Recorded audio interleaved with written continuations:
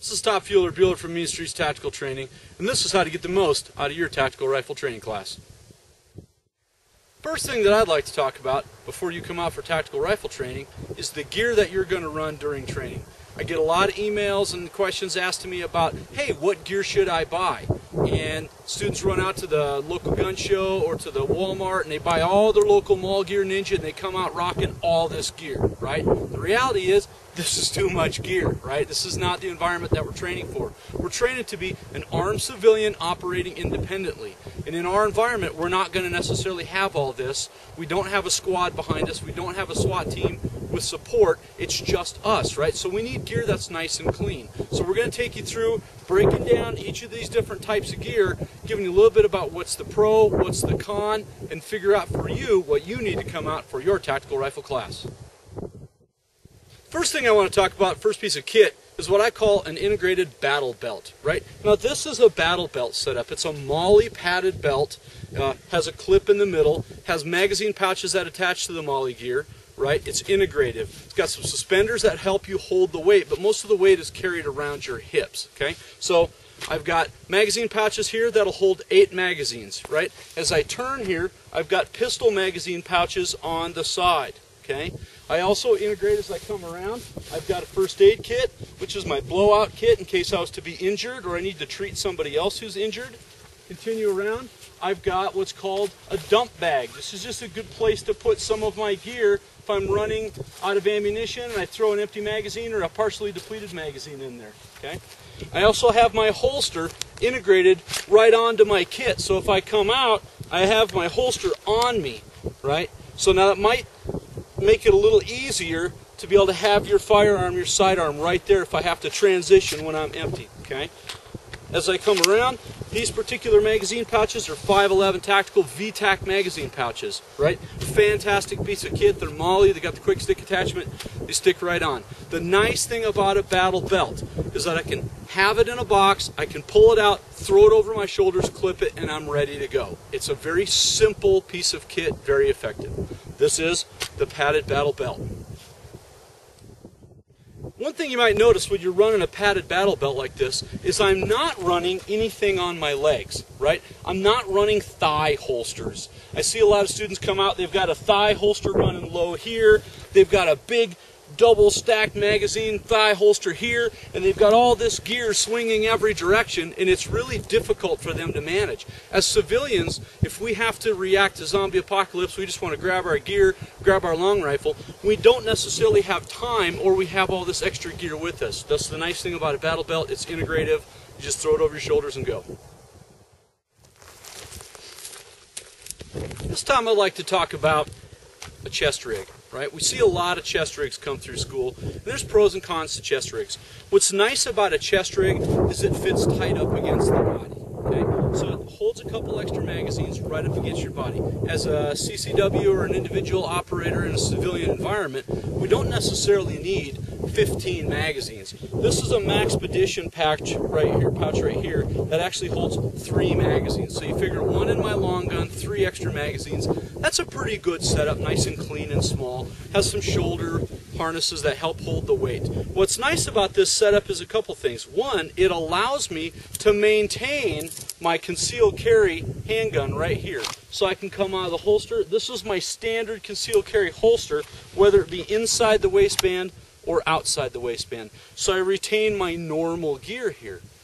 I also can integrate a dump bag on this because I have MOLLE on the outside. So I can pull this, open it up, I now have a dump bag. So that allows me to, as I'm feeding my weapon, as I bring magazines out, I can throw them in my dump bag, pull the next magazine out and insert it into my weapon.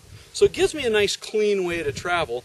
Now this is a 511 Tactical dump bag, folds up real nice. Has a real low profile, but once I'm actually in the fight, I actually have something right here to be able to allow me to put some extra gear and retain things with me. So this is a pretty good setup. I'm going to show you another version of a chest rig right in here in a second, but what's the downside to chest rigs is they're difficult to get on sometimes. You have to throw them over your head, you got a lot of straps going on, and sometimes some of those straps can come down and foul your presentation from your holster on your standard sidearm presentation.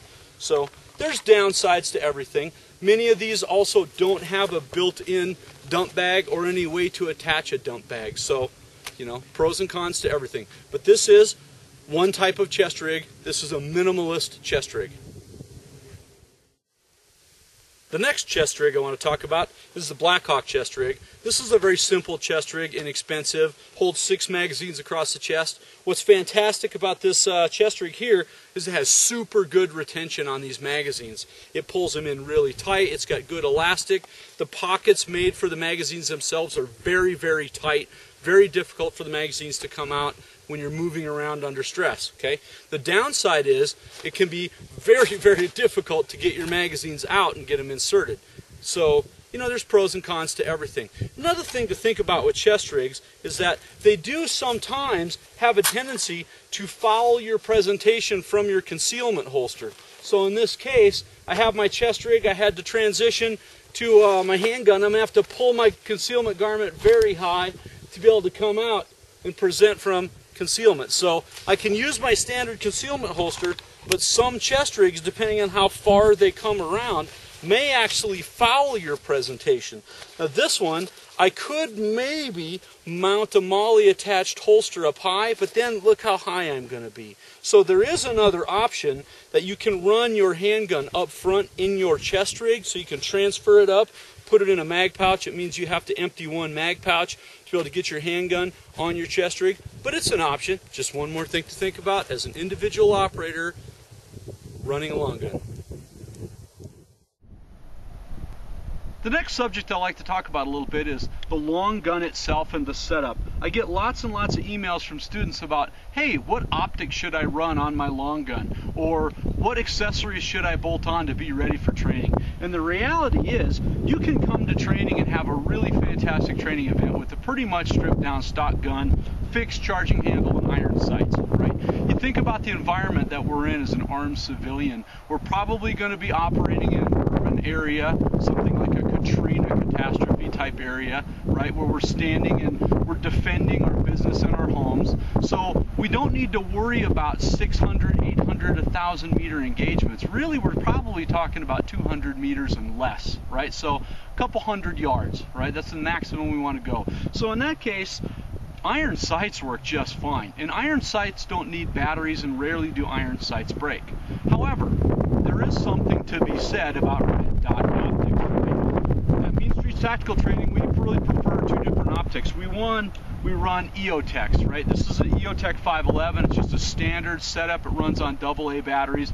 This is a fantastic, bulletproof, tough, durable optic that gives you an advantage at close quarters combat distances, right? It's a red dot sight. It's got a 65 MOA outer circle that you can use to range estimate. You can use to get your mechanical offset correction and make good, consistent, close range precision hits. But mostly it runs on AA batteries. You can get those at any gas station or hardware store. You probably have a bunch of them in your drawer at home. That's fantastic, right? The other one that we would normally run is an Aimpoint optic. Aimpoint makes significantly better stuff than everybody else on the market. They've got 80,000 hour life on their batteries. Fantastic product lines. Durable. It's a simple 2 MOA red dot or a 4 MOA red dot, you know, so it's a nice, clean, simple setup, but really, really reliable. A couple other options that you may consider is putting a good sling on your rifle. Now this is a VTAC adjustable sling. This is one of many great products out there. I really do like the products that Kyle Lamb and VTAC puts out. It's adjustable, so it just makes it easy to manage. It's padded, so it fits over your arm really well, over your shoulder when you're doing a multiple, like a 4 or 5 day rifle class. So it helps with that. But mostly it's just a way to carry the gun when you're not actively fighting with it, or a way to retain the gun when you are fighting with it. The next option that I like to put on my guns is if I'm running an optic, I like flip up backup sights. So in this case here, I've got front sight and my rear sight just pop up, so if my optic was to go down, I can go back to my backup irons. I think that's fantastic because a lot of people put a lot of dependency on the red dot optics to make them a better shooter, but the reality is what makes you a better shooter is fundamental skills in using your iron sights. Okay.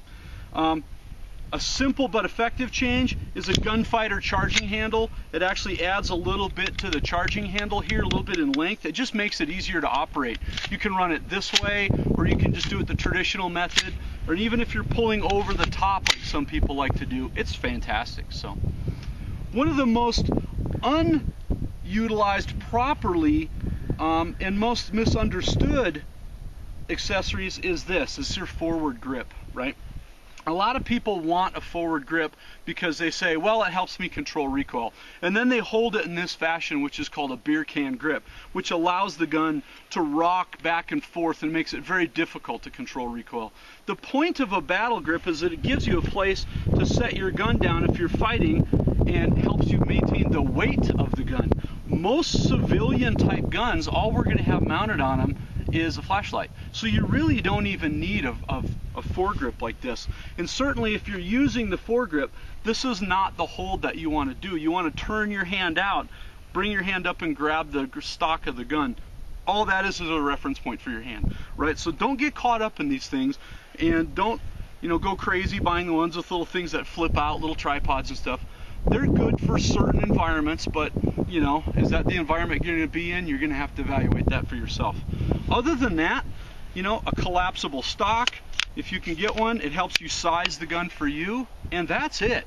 The cleaner you are, the slicker your setup, most likely the better training experience you're going to have. We see a lot of people come out with single point slings. They've got a big sling mount system here, and they go to charge their charging handle and it interferes with their hand or their charging handle. So therefore they just made their gun inoperable, right? So make sure you pressure test your equipment before you come to training. But if you don't get time, that's what training is for. Come out, try it, run it. If it doesn't work, then take it off.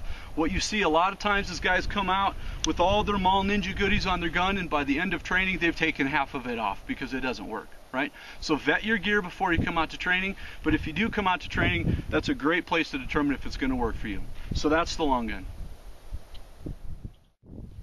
Real quickly, I'd like to touch on another topic real quick. It's called magazine and ammo management. When you come out for training, it's nice to have a plan and be organized with your ammunition. So what I have set up here is I have my magazines and my ammo can. Now I have my ammunition is already segregated. I've got my handgun ammo and I've got my rifle ammo. The ammunition itself is taken out of the box and just dumped in the ammo can. So that way it's fast for me to feed out and put in my magazine. When I'm actually running my magazines, you'll notice a couple things here that I mark my magazines. Everybody is going to be running the same type of magazines, and when all your gear starts landing on the floor of the range and people are running around trying to pick things up, it's nice to know what stuff is yours. So my PMags, I have them marked with my name.